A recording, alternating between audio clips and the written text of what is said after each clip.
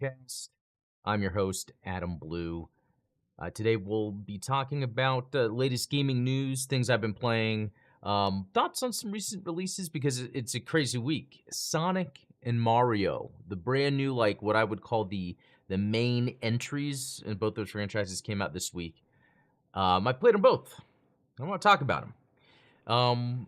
Not much else, I guess, news-wise has really gone on just because of the releases this week. It's crazy because even Spider-Man 2 um, came out. So, oh man, lots of crazy stuff. Well, before we get started, I always like to reiterate, I'm not necessarily a professional in the gaming industry, but I've been following gaming for over 30 years. I started, a blog in the late 90s, early 2000s when the internet was, starting to be very accessible for people to express themselves. Jumped into video with my, this channel a long time ago. The podcast originally started back in 2006 and just been off and on. And yeah, Fridays. My plan is for these Fridays, early evening, late afternoon streams. But if you guys have any suggestions, please let me know. But yeah, let's talk about what's been going on. So usually I like to start with what I've been playing. And let me do that by changing the screen share real quick. Sonic Superstars. I've been playing it. Came out Monday night, I think, or something like that. I've been playing it. I'm going to get to my impressions on that pretty soon. Call of Duty, I'm just playing it because it's been so fun. There's this haunting event that's going on. It's just a lot of fun. Again, and I say this a lot, but I feel like for new listeners, or viewers, I need to say this. I don't hold Call of Duty to some high gaming regard, but it is an example of the fast food of gaming. Sometimes if you want to jump in there, get some quick fun in tight controls, you can always find a game.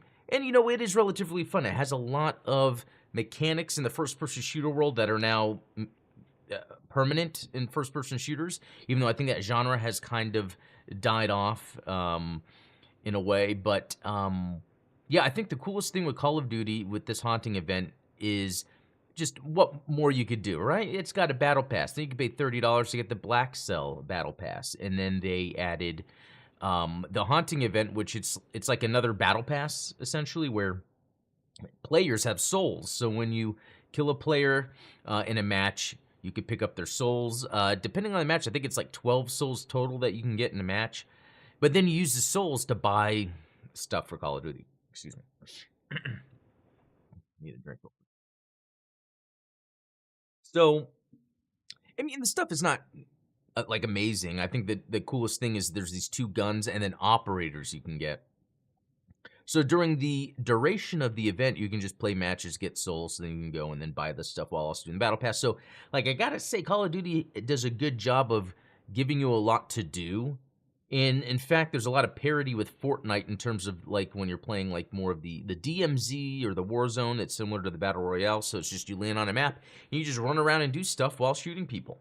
And speaking of Fortnite, I've actually been playing that because my son's been asking me since I guess he's been playing Call of Duty with me, and then he's like, play Fortnite with me. I'm like, all right. And Fortnite is fun. It is good. I just can only do a little bit at a time, but it has changed its front screen, basically your lobby screen that you start with, by looking like Netflix, by having all of these little blocks of game modes. Think of like Netflix movies, but they're game modes that you're choosing. And I played some of these game modes they had, and they're actually pretty fun. I even think there's an Alan Wake. And I say game mode, but I should explain it like custom games, something you would have saw that currently you see in something like Roblox, like Little Big Planet. There's other games out there that have done it where when you can create your own content, you have access to it. So, yeah, it's it's interesting seeing. I feel like I am able to be aware and witness the evolution of how gaming is kind of going. And I think I saw a little bit of it in Mario Wonder, and I'll get to that. Doom 2. I wanted to go back and play Doom 2 because I'm having so much fun with the Super Shotgun in Call of Duty. Check out that video if you haven't. It's on this channel. It's just a match or so of me using the Super Shotgun. It's just so fun. Archetype Final 2, I've always wanted to get that, but I find it super expensive with the DLC, so I never grabbed it, but it was on sale with all the DLC, so I grabbed it. Just played a little. Haven't got back to it, but I really like it, and just because of these other new releases, I haven't gone back to Bloodstain, which is something I've been playing, I think last week. I haven't played this week. So, other than that, I've been playing Super Mario Wonder, although that just came out. So I've only played a little bit of that. So my week has mainly been Call of Duty and Sonic Superstars? Really? Is that all I've been playing? I think so. But let's maybe we should get into the main part of this topic that I want to get at. And that happens to be with, how crazy it is that we got both, a Mario and a Sonic in the same week. So, when it comes to gaming, my gaming history, even though I played Mario games, in the 80s, I played Atari in the 80s. It wasn't until Sonic on the Sega Genesis that I was like, man, gaming can be badass. I always thought games were pretty cool, but it wasn't until Sonic, because Sonic, that first game on the Genesis, it had the speed, the character design was awesome. I think it was good at my age. How old was I when that came out? Like 9 or 8 or something like that. 7 maybe. I forget, but like Sonic is exactly what I would like, and I still like Sonic a whole lot. But I gotta say, after Sonic Adventure 2, for some reason the games were always super basic, super just not good, and I hate to say that. And then there's been like Sonic Colors was really good. Sonic Lost World, that was a Wii U exclusive that's also on PC now. I still think that's a really good one that people should go back and play if they haven't. And look, I like Generations. I'm even like Unleash. I just didn't care about the werewolf parts. Generations on the 3DS was its own version, and that was great. I'm trying to think. Forces was all right, like not bad. And then Sonic Mania was fine. To me, it just seemed more like a shuffling all-star of Sonic 2D levels. But what they've done with Sonic Superstars this time around is kind of go back to the classic gameplay, which they've still been doing. They just decided, look, we're going to do a 2D Sonic, but we're going to give it modern graphics. And I think that's a good idea, but they didn't execute it. And actually, let me just touch on that right now while we're here. And I don't know how easy it is for everyone to be able to see what I am going to be showing here, but here's a screen from Sonic. Something that I'm not a fan of, and I noticed this with, a lot of games in the past 20 years, and especially with Bloodstained Ritual of the Night, is when you are making a game 3D that is in a 2D setting, sometimes if there's inconsistent polygonal geometry, it can throw me off. It can make it look ugly, or sometimes be like, this doesn't look that great for some reason. I don't know why. As I'm playing Sonic and running through the levels, so sometimes you like lights up on the ceiling or on the wall. And because they're polygons, and I guess they're trying to cut corners, they don't actually make them circles. They use less polygons and will make them, like a 6-sided shape. And the light bulb inside is also, so it looks all blocky and square because they are trying to reduce the polygon count for things that don't seem to matter. But I think that overall throws off the look of this game, and it makes it where sometimes Sonic Superstars looks awesome. Like, yes, this is the modern way a 2D Sonic should look in 3D, just like the character models themselves are the best. And some of the main stuff, like in this shot, like the balloon, the penguin looks good, but if you start looking close at like some of the geometry, like with this little thing you jump into, it comes out the other side, you can kind of see on the edges where they're not put, it's only like a couple polygons. And it almost seems like I'm being nitpicky. It's just that then when I go to play Mario Wonder, on the Switch, mind you, this is something that is, yeah, let me open this up a lot more. This is something that is on what would be considered an underpowered system. But you can look at any edge on here, any edge, And Nintendo, I mean, look at the shapes up here. Nintendo's not getting away with using blocky polygonal geometry. They are making sure everything retains the level of detail and smoothness that the 2D art would have up until this point. With the new Super Mario Brothers, they've been incorporating, the artwork within the 2D realm, and it looks, and by the time, we get to Wonder here, it just looks good. I'm looking at it, I'm like, wow, it's part of this more family friendly, you know, uh, is it really for kids? I don't think it's for kids, but for families, and it's for kids to play, obviously. It When I'm looking at Mario, I'm looking at like I'm watching the movie because everything is consistent. It looks good. There's minor details where they need to be, just like the shading around the windows back here. But when we look at Sonic, there's a lot of things I'm looking at. It's just blocky around Sonic, so it's like kind of ugly and messy being in the world looking that way. So that's the unfortunate, like, obvious glaring thing that doesn't have anything to do with the gameplay, but it sort of bothers me that I feel like they've decided to not treat Sonic like a pivotal franchise like Mario when it should be. And something I'll add, it was in an interview recently that with Mario Wonder, that team had all the time they needed to work on it. There was no deadline. And it's kind of interesting to think a mainline Mario like this coming out when a Switch 2 is around the corner. Obviously, Nintendo didn't care for it to be a launch title or not. It's just like, let's just get a good game out there.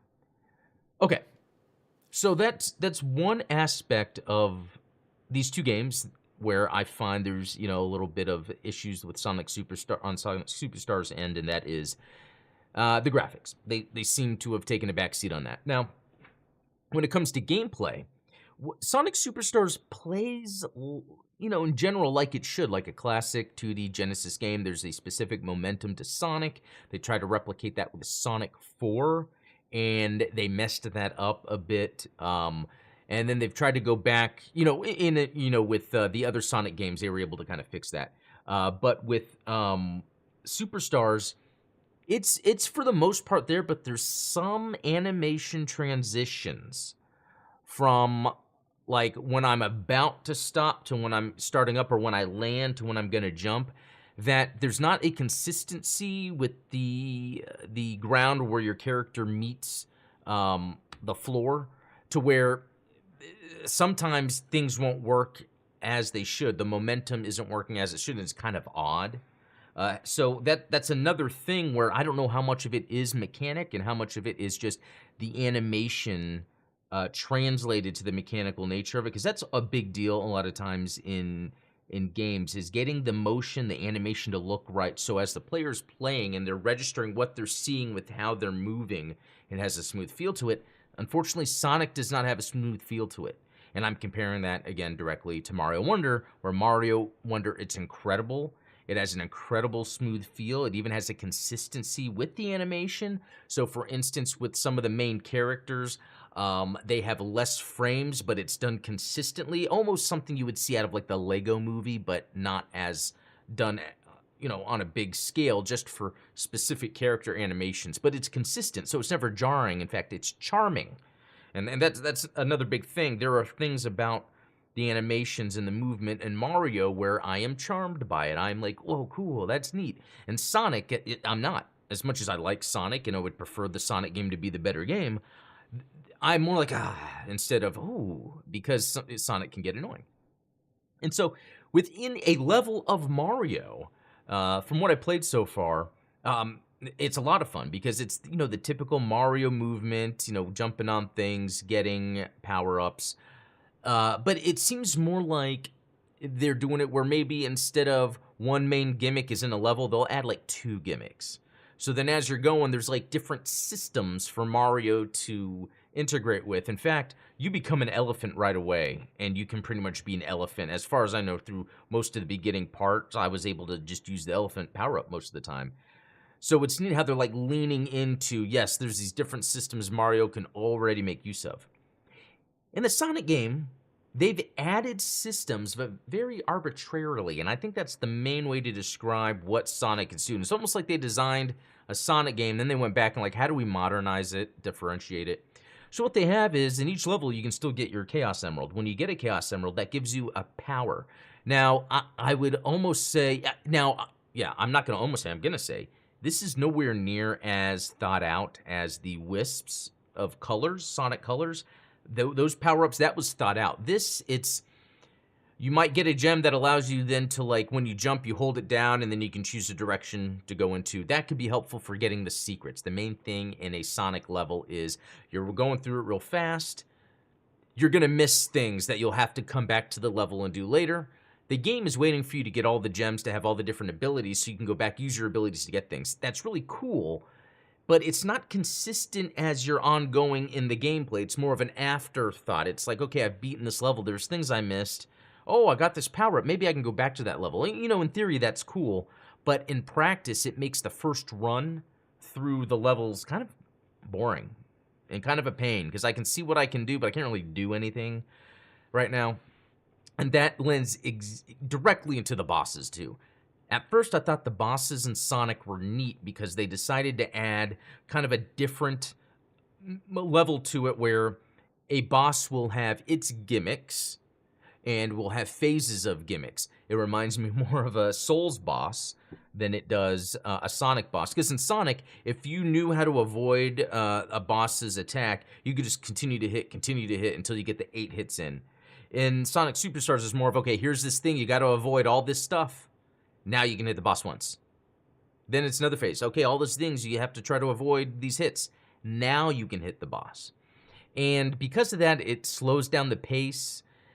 And yeah, another thing, even though I've been able to beat each boss on the first time, I can, for the average person or for kids, they're not going to beat these bosses on the first time because these bosses purposely do attack animations that are a surprise to you that you need to remember so that when you play the boss again, you know, okay, it's now this attack, I have to watch for this. Okay, it's now this attack, I have to watch for this. And you know, again, it's arbitrarily designed because it seems like an afterthought. It's more of, okay, now I have my power-ups, I've gone through everything, now I can go back and do everything, and then the game would be more fun. They really should have started the game off where you already had all the power-ups. I think that would make it where, yeah, once you beat a level, oh, I can go back, I have that power-up, I can go back and do this. Instead, it's more of, okay, I gotta get the gems first to get the power-up. They should have had the gem system and the power-up system integrated. I don't know. And so for another thing that's kind of in line with this, when you're playing a level in Sonic to get a gem or to get some bonus stuff, you have to come across a ring to jump into to then do a special stage or find a black hole to jump into to do another little special thing. But each thing breaks up the flow of the level. Then you're taken out and then you're in something else you're doing and then you're going back in. And it just doesn't make Sonic that fun. You know, again, I want to say I would wish the Sonic game in the Sonic vs. Mario thing, Sonic would be the better game, but it's just not. I would say this is probably the worst 2D Sonic game. Other than Sonic 4 at least had interesting level design. I played through Sonic 4, and then I think it had, I forget if it was called Part 2. I remember that, you know, or even 3. I think there was even multiple parts of Sonic 4, and I played through them all, and yeah, it's just, you know, on top of that, in Sonic Superstars, there's not really any personality to it. There's awesome cartoon animation, which actually I love. I think that's part of the best parts of it. But once you're in game, you don't feel the personality like you kind of did with Sonic back in the past. And in fact, with the Mario game, there's a lot of personality all throughout, even as you're doing things. Like you're feeling connected and pulled in to the characters in the world. Yeah, and I'm wondering if there's anything else I could say about it. I am just, I'm a bit disappointed that Sonic Superstars turned out the way it did. And I wanted to, yeah, let's look up something here real quick. Because what I want to do is look at, so the composer, Jun Sinue, which I've never tried saying that name out loud, he has done amazing music for the Sonic franchise. But in this one, The music didn't stand out too much. It sounded more just like the Sonic 4 music. There's a drum, a snare that is used that's very reminiscent of like the original Sonic. I like that. That's consistent. But otherwise, the music's not. I mean, they tried to just make the music sound like old Sonic music, which I think that's cool. But I think with Mario, they should have just went all out and just made it just whatever kind of music. It shouldn't have to sound pixely whenever the game isn't using pixel graphics and it's using 3D graphics. The other thing was the developer is Arzest. So Arzest did things like We Play Motion, Street Pass Me Plaza, Yoshi's New Island. Okay, that wasn't bad. Let's see. Balan Wonderworld. I think you guys know that whole thing. It was created by Yuji Naka, one of the other Sonic one of the other Sonic co-creators.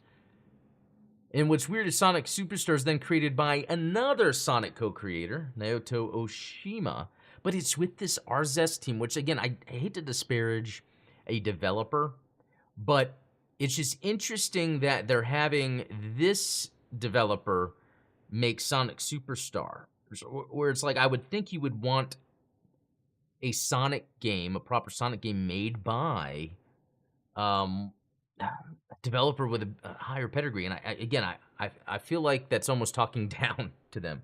Cypher Sonic in the chat. Hi. Hey, how's it going? Thanks for joining. Okay, so what are some other things here to look at? Development. It's the idea originated with Sonic Mania. And the only thing I can see from that is Japan saw, oh, look, people still like 2D Sonic, so let's make a 2D Sonic, even though they were making 2D Sonics. I mean, we had the Generations, they had them on 2DS, 3DS, even Sonic Colors had tons of sections that were in 2D. But I don't think they got the point of it. They're just like, yeah, let's make a 2D Sonic.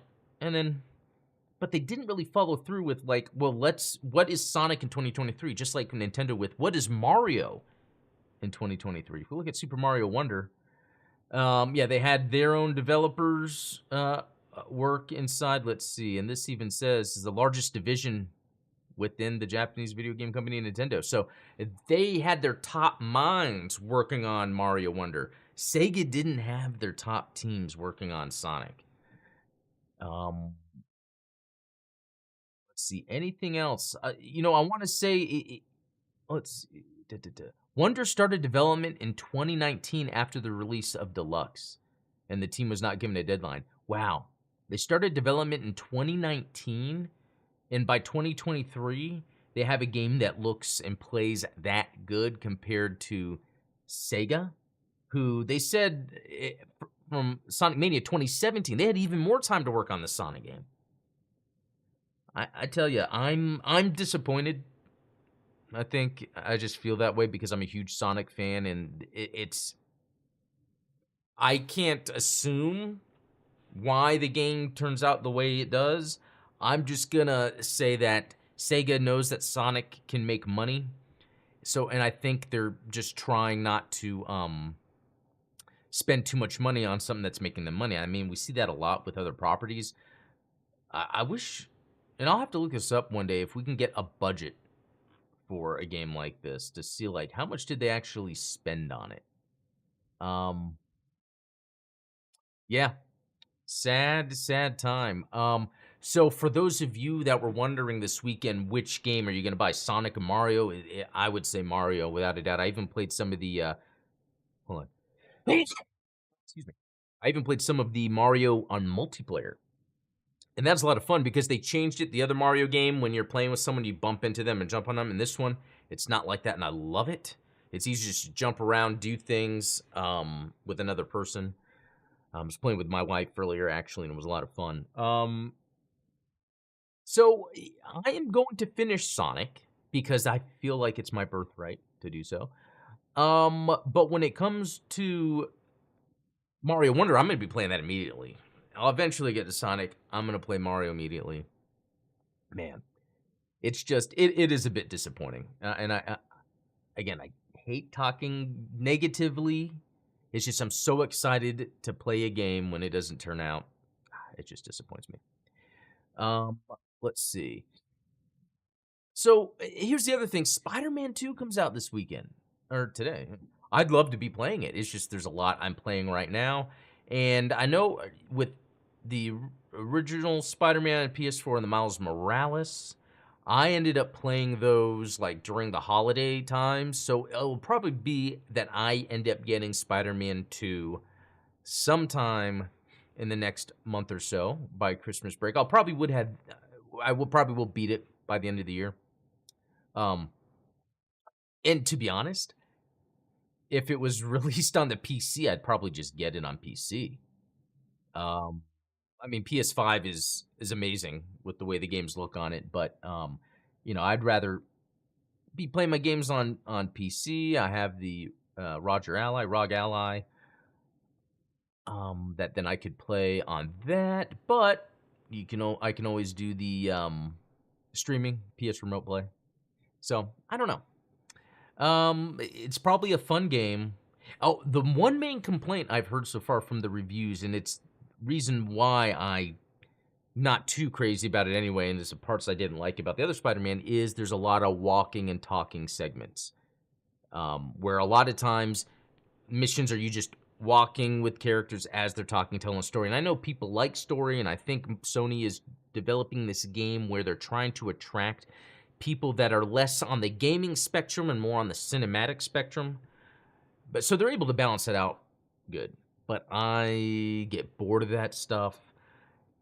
The only thing that I think I heard they said and it could make up for that is that this game isn't riddled with like nonsense missions and side missions. Everything is like integrated, so that'll be fun to check out. Yeah, and then a King Kong game just came out of nowhere. Horrible game according to people that are playing it, but it looks like it was made in a year by overworked devs, so you can't really blame the developers on this. It could have just been where, hey, it's a licensed property, and the company that was making this game was like, hey, just get this done. Is the first King Kong video game in nearly 2 decades. Yeah, 2005's Peter Jackson King Kong. There had to have been another King Kong game. I bet there really was. Should I look that up? King Kong games. Um,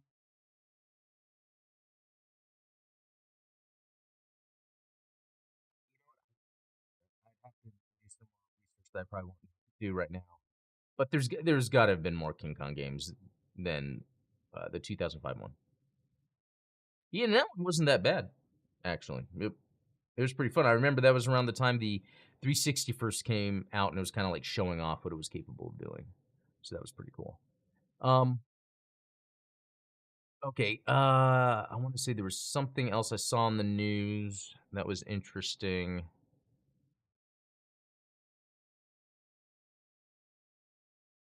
I mean, I'm just waiting for Ash to come out in Call of Duty. Yeah, that's really big. I think just because of all the games that have come out this week, it's just crazy.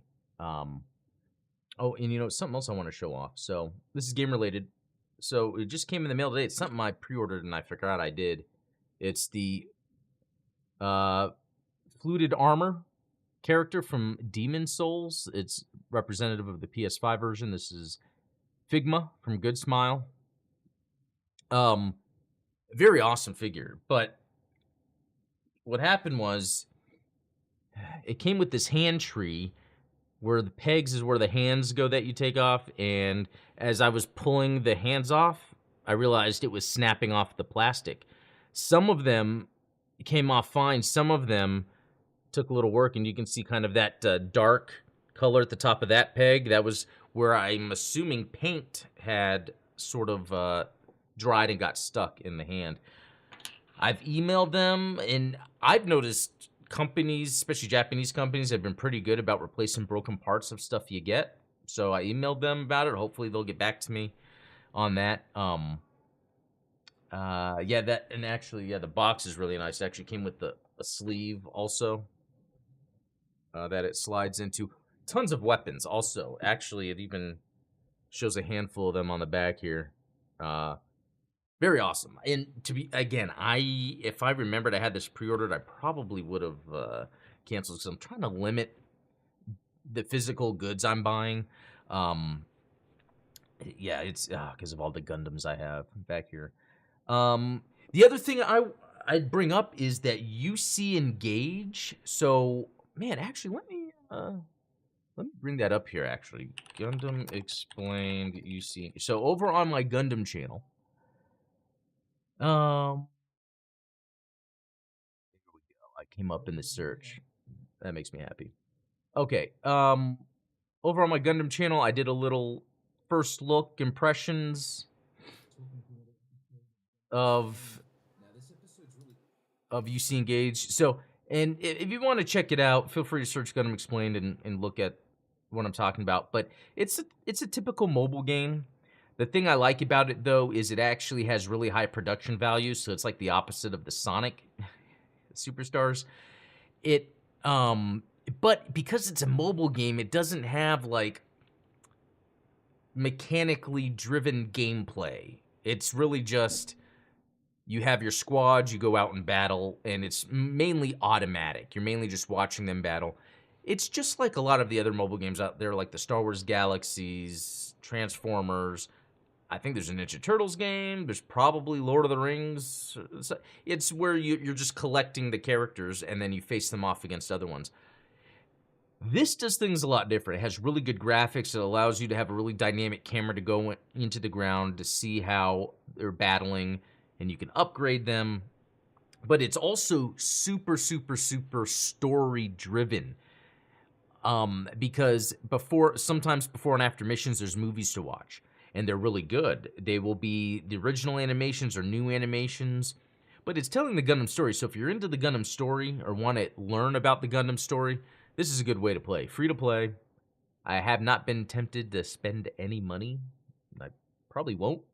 But yeah, that's that. So, anyway, I think that's it with this episode. Really, the main things I think about this week were Mario, Sonic, Spider-Man. I'm waiting to play Spider-Man later in the year. And between Sonic and Mario, Sonic failed yet again. And the Mario game is quite incredible. I would love to, and maybe that needs to be a video, to consult on a Sega Sonic game of how they could properly do it to make it fun, revitalize the gaming portion of Sonic. The movies did good, but the Mario movie did good. The Sonic show on Netflix is doing good. Mario could have a show too. I'd like to keep these guys neck and neck, constantly challenge each other.